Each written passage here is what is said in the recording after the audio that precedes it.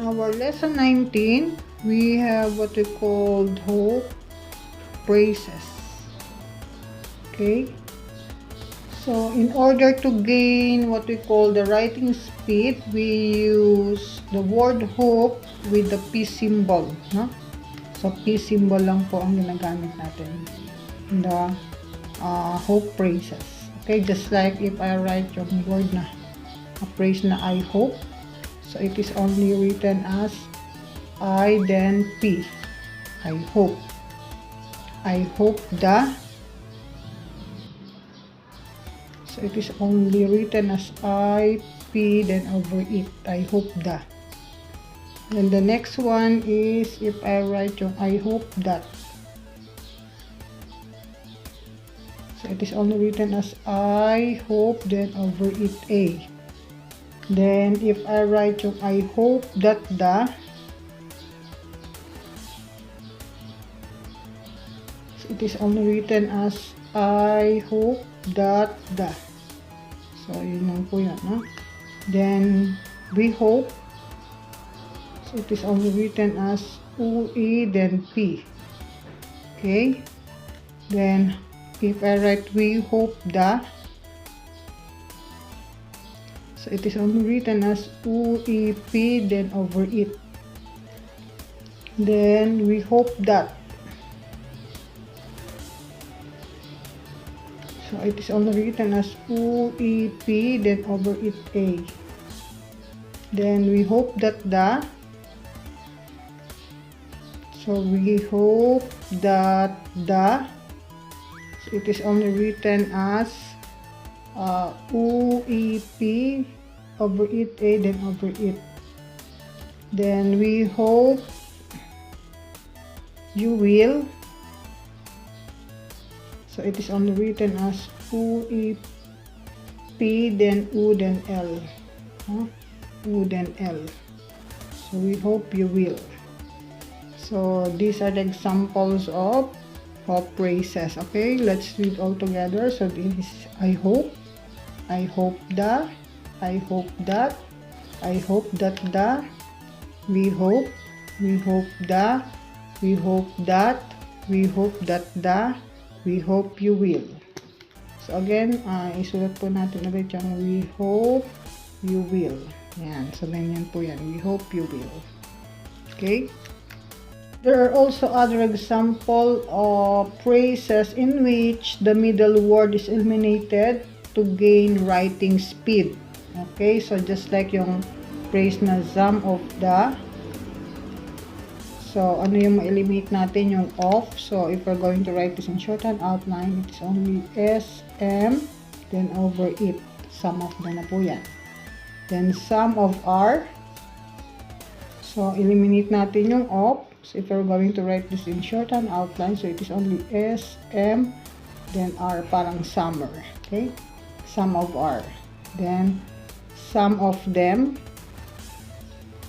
So, if we're going to write this in shorthand outline, it's only SM, then over them. No? Some of them. Some of them. So, na-eliminate po yung of. Okay? So, basahin po natin ulit. So, this is some of the, some of are, some of them. Okay, the next one is what we call the sound of ard. The sound of ard is written with blends of R and D, but then the R is curled upward to represent the D. So, ito na po yun. Magiging ganyan. It's a blend of R and D, but then the R is curled upward to represent the D. Okay? So, example. If I write yung word na heard. So, it is only written as H-E-R-D, heard. Yung word na hard. So, it is only written as H-A-R-D, hard. Yung word na harder. So, it is only written as H-A-R-D-R, harder. Answered. So it is only written as answered, answered. The next one is ignored. So it is only written as ignored, ignored. Yung word na assured. So it is only written as assured, assured. The word toward. So it is written only as toward, toward. Prepared. So it is written as prepared, prepared. The word tired. So it is written as tired, tired. Word. It is written as word, word. Record. So it is only written as recorded, recorded. So it is written as record, then D. Then yung word na to, what do you call that? Stored, stored. So it is written as stored, stored. So these are the examples of words with the sound of art. So let's read all together. So this is heard, hard, harder, answered, ignored, assured, toward, prepared, tired, word, record, recorded, stored. Next sound is the sound of L. So it is a blend of L and D, but the L is curled upward to represent the D. So ganito po yan, no?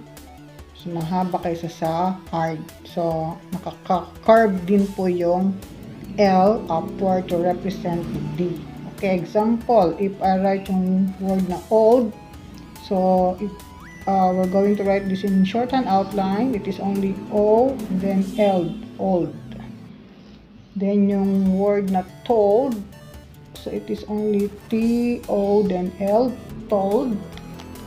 Yung word na sold, so it is only S-O, then L, sold.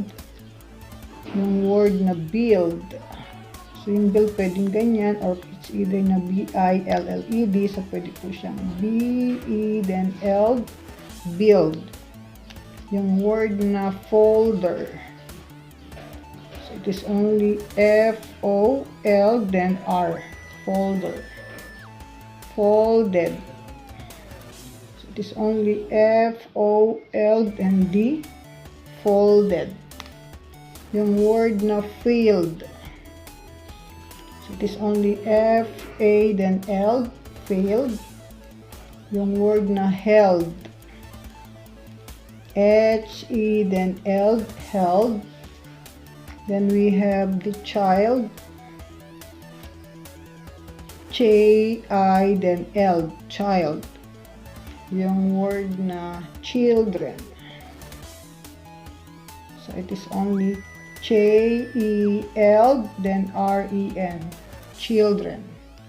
Then yung cold, or C-O-L-D, so pwede po siyang K-O, then L, cold. So these are the examples of words with the sound of L. Okay, so let's read all together. So this is old, told, sold, build, folder, folded, failed, held, child, children, cold. Okay, the next sound is the sound of says. Okay, so if we join the two forms of S, which is the left S and the right S, we will form what we call the ses blend. Okay, so ses blend ang tawag natin if we're going to join the left S and the right S, and the right S and the left S, we will form what we call the ses blend. Ang tawag po natin dyan ay ses blend. Okay, So this ses is used in order to represent the sound of sis, the ses, and the sus.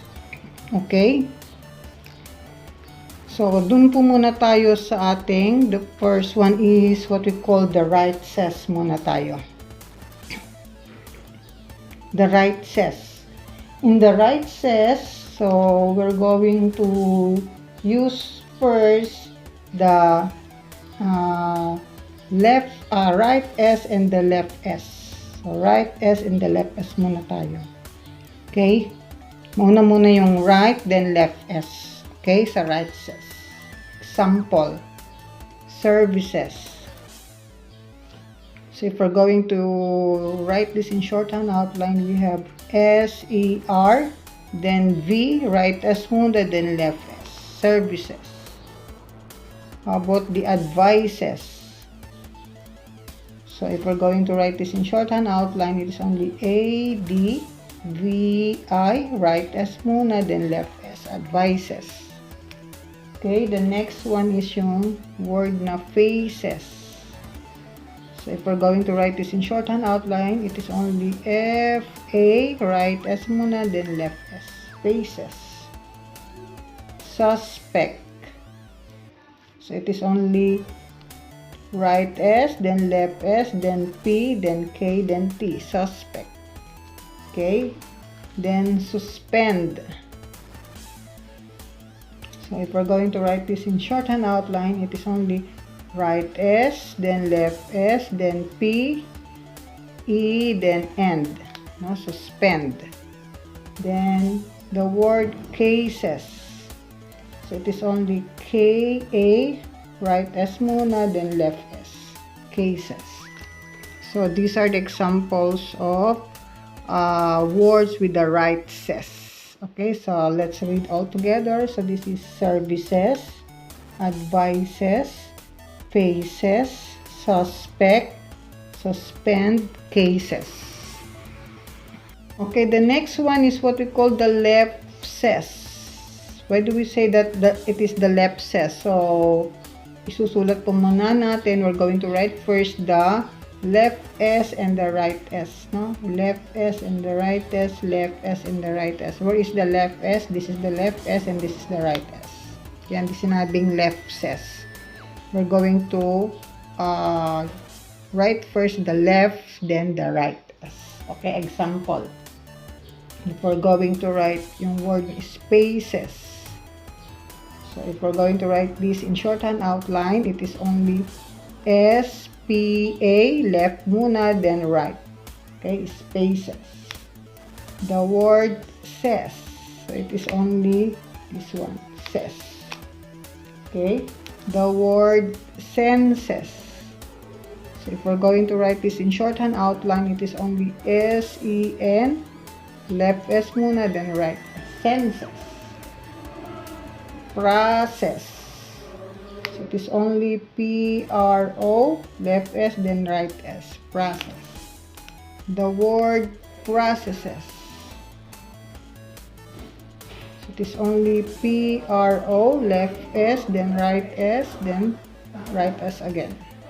Processes. Sister.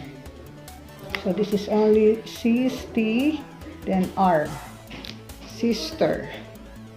The word basis or basis. So it is only B-A, then sis. Then the next is what we called assist. So it is only A-C-S-T, assist. Yung word na assisted. So it is only A, sis, then ted. Mahaba. Yung word na insist. Insist. So it is only N, sis, then T. Insist. System. So sis, then tem. Okay? Versus. Versus is V-E-R, then ses. Versus. promises. So it is only P-R-O-M-E, then says, promises. Necessary. It is only N-E, says, then R-E, necessary. The word analysis. So it is only A-N, then L, then sis, analysis. Yung word na losses. It is only L-O, then says. And the word, the name Moses, it is only M-O, then says, capitalization symbol, because it is a name of a person. And the last one is yung word na crisis. It's only K-R-I, then says, crisis. So these are the examples of words with the ellipses, okay? So let's read all together. So this is spaces, says, senses, processes, or process, processes, sister, basis, assist, assisted, insist, system, versus, promises, necessary, analysis, losses, Moses, crisis. So these are the examples of words with the ellipses. Okay, so that's all for lesson 19. I hope you learned a lot from this lesson, and see you to my next video. Thank you for watching.